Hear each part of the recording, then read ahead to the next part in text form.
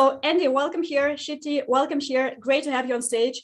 And in the next 20 to 25 minutes, we'll be discussing what you guys are doing, what Web3 actually is, how we can use those mechanics for healthier society, and what healthcare in particular can learn from FitTech.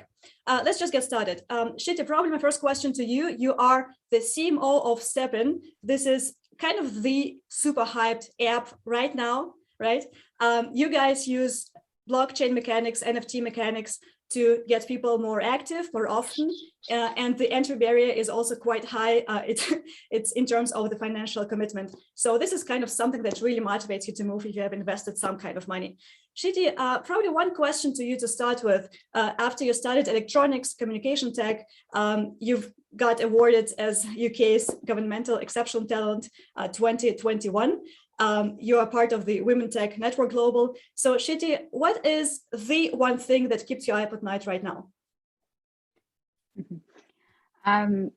It's continued adoption of StepN. We have excelled in adoption in StepN, especially from a Web3 use standpoint.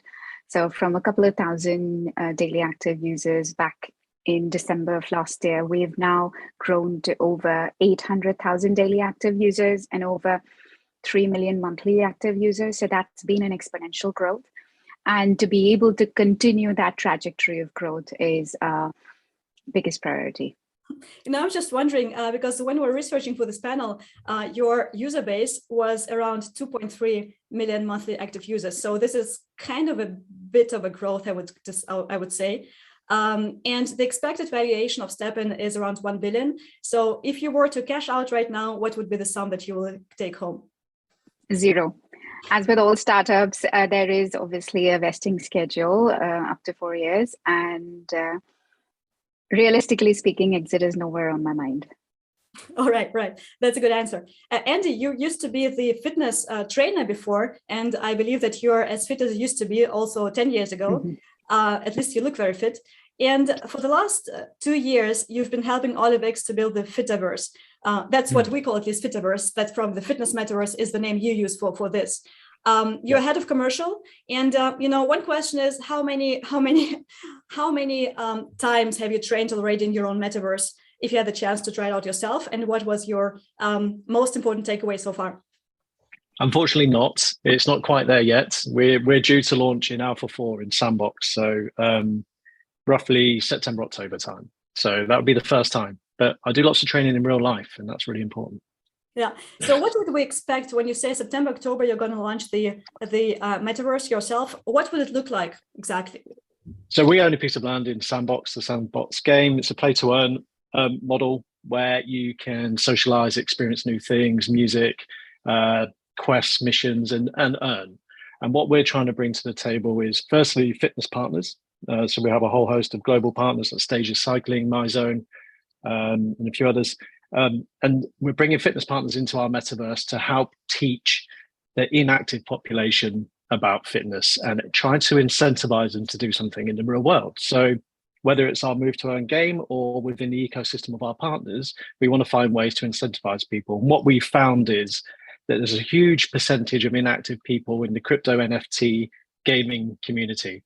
So if we can go to them in their safe space in the metaverse, then and educate them, then we can find ways to incentivize them. But also, as you know, with gaming, you've got the Gen Z and Alpha populations, which are our future users too.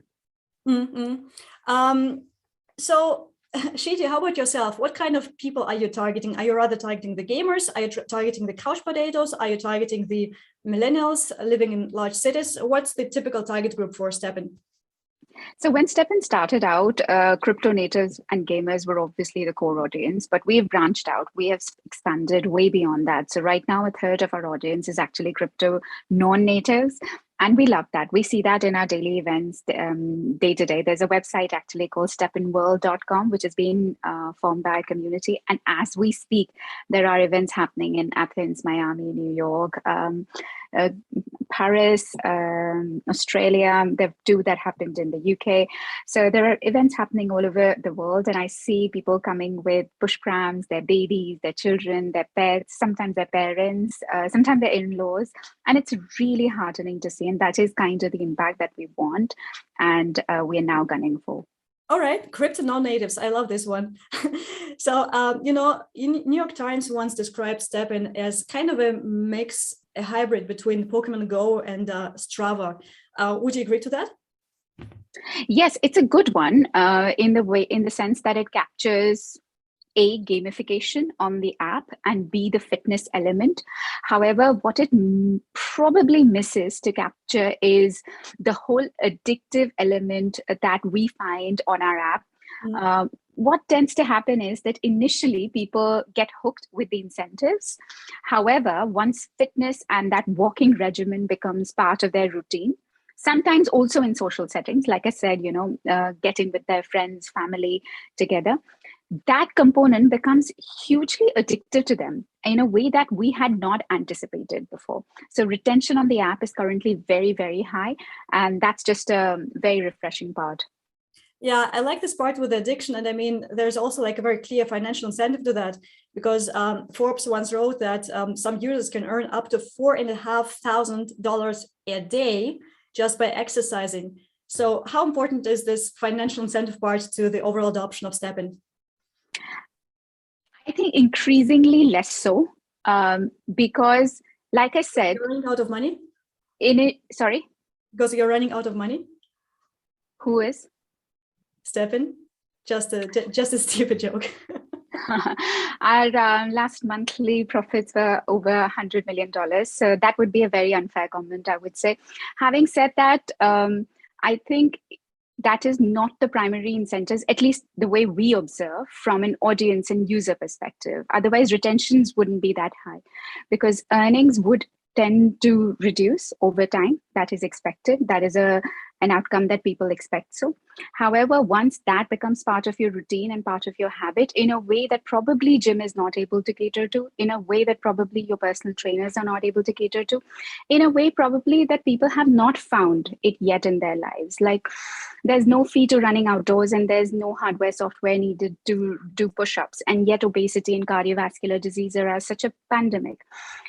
So clearly people have not found the accountability or reasons to create a habit. And that is essentially the gap that we are trying to fill, and successfully so far. All right. Andy, one question to you. What's actually the entry barrier to enter the fitness metaverse that you guys are launching? So what should a user do to be able to join in? Do you have to buy NFTs? What's the financial invest that you have to bring with you? For our move to earn game in Dustland Runner, the entry was a ketamine NFT, which we dropped for free to over 600,000 users initially. So there's no entry barrier at all at the moment. But I think it's important, just going on from what Shiti was saying, for us, financial reward is a bonus, but actually it's the gamification that's really important to us and the storyline of our fitness audio game. So we're trying to find mechanics within gaming to help incentivize people to keep coming back and retain them. So it's very similar to what Shiti was saying. Financial reward should be a bonus. It shouldn't be the pure motivation to keep coming back to your app, because obviously it's not sustainable. So we want to make it fun. We want to grow communities. We want fans of our stories, of our characters, and that's really important to us. But when it comes to the metaverse, again, there's no entry barriers. You can have a free avatar to play the game. We're also launching a project soon where you can buy avatars that relate to some real life ambassadors. But we want to keep entry barriers as minimal as possible. We want to use fun, gaming mechanics as part of the attraction to the game and the retention. And we also, to back that up, we brought in a game director from Ubisoft who's worked on some big games like Rainbow Six and Assassin's Creed. So as we move out of alpha phase, you'll see some really cool mechanics in the game that will help people to be incentivized to keep coming back. And then we'll get that bonus of financial reward. So rather than move to earn, we're kind of coining the term move and earn within OliveX. Interesting. You also have around 600,000 registrations for the game Dustland Runner that you guys also have. You're also partnering with Soul Cycle, not to be confused with Soul Cycle, which is also the blockchain cycling game. You've just signed the contract with Marvel Entertainment, where you can use kind of the game mechanics to fight villains. like, and to become a real superhero. So, lots of things happening. And what I see here is also like this cross-industry kind of collaboration. And Shiti, on your side, you also, have the contract with ASICS, dropping the NFT shoes as well. So guys, my question to you is like, how important are those kinds of partnerships for the future of NFTs in the fitness space? Shiti, maybe you could start as the first one. I think important. Our ASICS partnership was a huge success. We launched a limited NFT drop on Binance NFT Marketplace. There was about 2,000 limited NFT sneakers, and there were about 190,000 stakers. So massively oversubscribed and big success. I think what brands and partners help us do is expand the reach to areas and to population which generally would not accessible to us to start with. So they just accelerate that process. So we take it seriously. In fact, we've launched an initiative called Realms, which is essentially where we create mini narratives and mini games in collaboration with these partners, where people can choose right from colors, themes, to game narrative, to the kind of players and communities they'd like to play with. And yeah, so we love that. What I love you saying is when you say mini narratives, mini games, I kind of see this, lots of similarities here. So Andy, what's been your experience with Dustland Runner so far in terms of narratives? How important are those components to create a successful NFT participation in the fitness space? Well, firstly, we think it's really important. It's the focus for us, and like I said, we're still in alpha stage, so there's lots more to come. But the most recent collaboration was with ApeCoin, the Bored Ape guys, and we had a really successful launch of our Ape Pass, which will give them access to an ape mission in our game. So very similar. We're creating mini narratives, mini games within our game, and that's where the partners come in too. So as I said, we've signed Stages and MyZone and a few other global companies, and they will all bring something new to our metaverse. So whether it's an NFT project, whether it's a new storyline, and also it's the real life utility that they can bring to the table. So for example, Stages will drop a real bike, a trip to meet some ambassadors in the US, or there's some really great utility that they can bring to the table. But also carrying on from the demographic chat, it's really important for us to bring active people to the metaverse too. We need to introduce them to Web3, to NFTs, to crypto, and the move to because they're going to be the sticky members within our app once we get past this first stage, getting the inactive crypto NFT community to do some exercise. So it's very similar to what Shiti was saying. She's a little bit further on in the journey, but we have that roadmap of bringing over those active non-native crypto people too. Mm-hmm.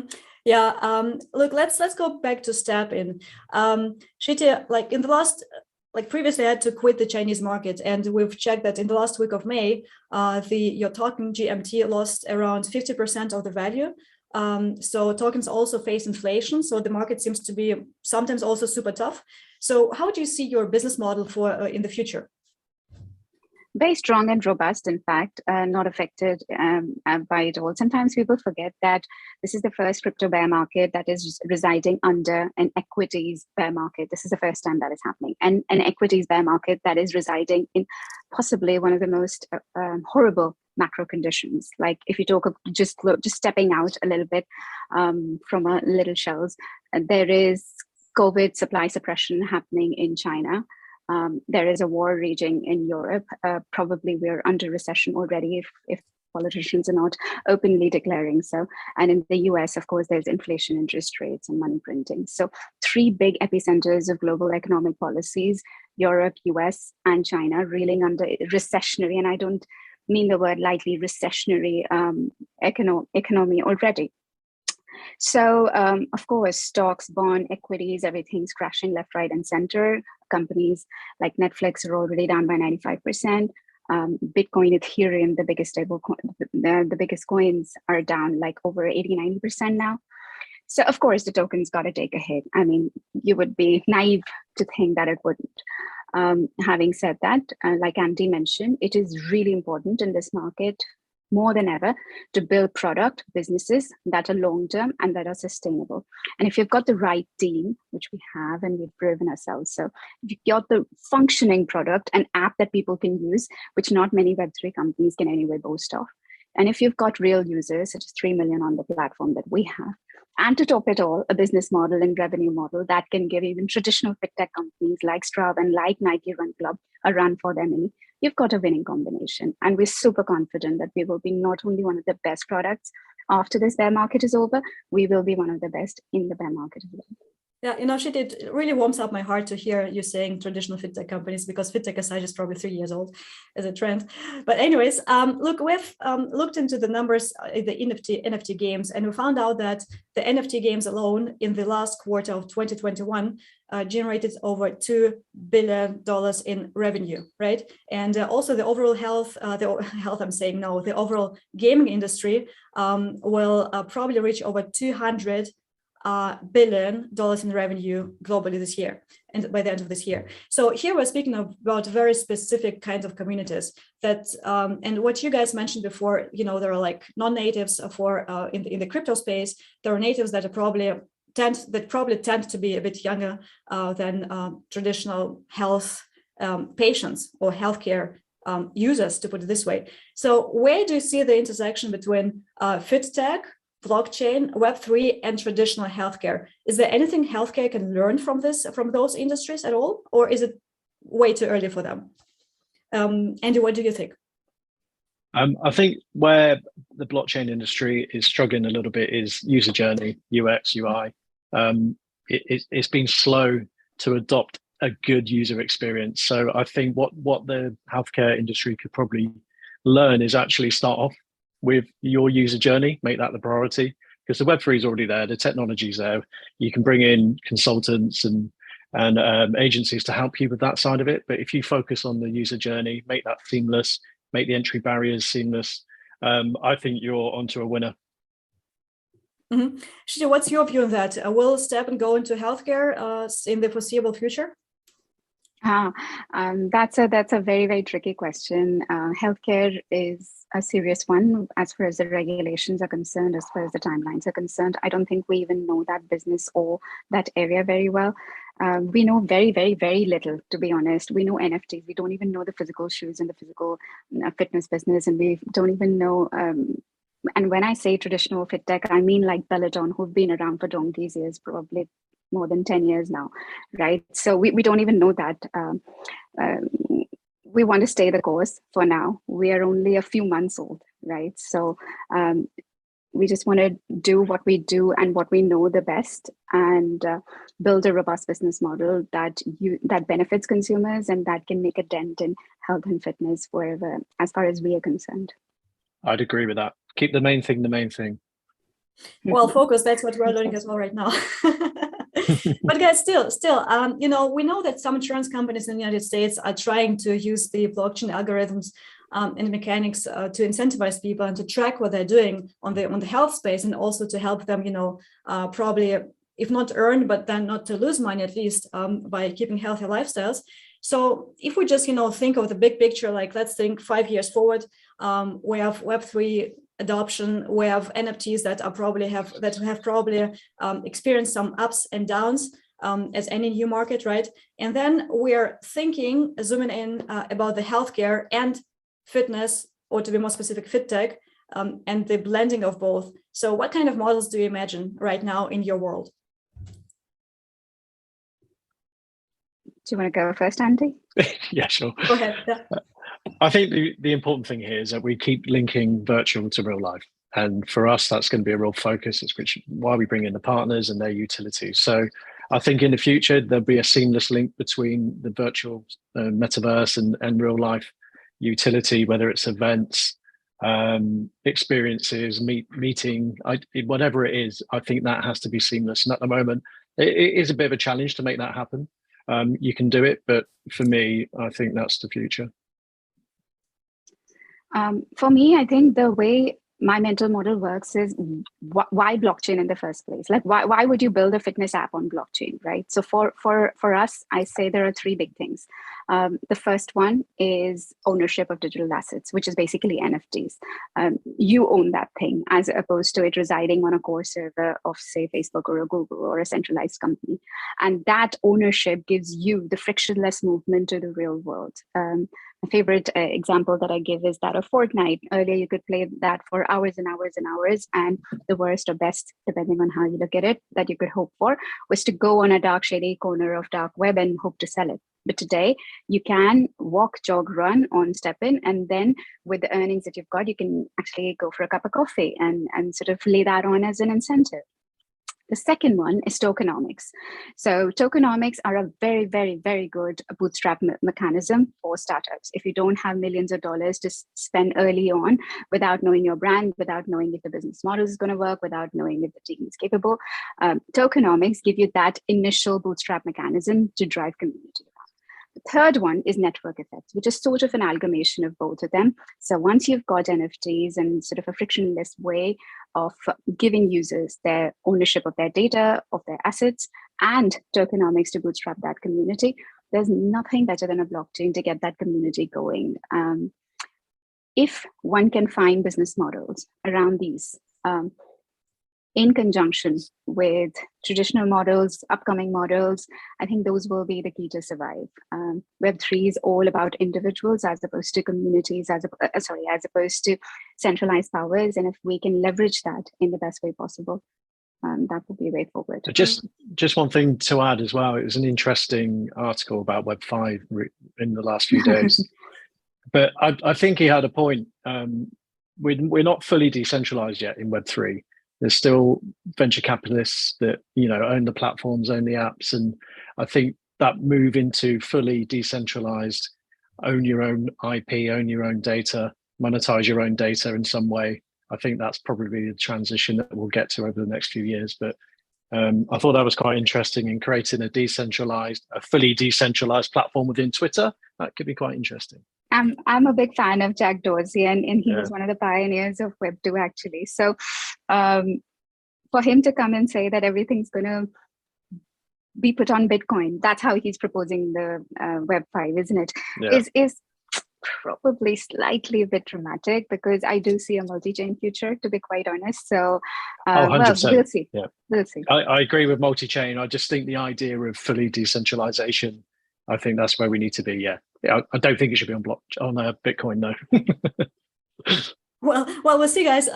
So we have just 1 minute left, and since our next panel is about the data integrations, so what do you guys think is the one thing that healthcare industry, like in your opinion, from your perspective, can learn from Web3 FitTech applications in terms of data usage? Is this decentralization? Is this incentives? Is this something else? Shiti, what do you think? Ownership of data, incentivized to motivate people, and building community. That was fast answer. Andy, how about yourself? It's exactly the same. Yeah, it's what we're doing now. I think that's the way forward. It's just, like I said before, it's user experience has to improve. I think they have an opportunity to learn from us and make it better. So if you guys were to work together, like StepN meets OliveX metaverse, what would this be? StepN in our metaverse and sandbox. Come and join our world.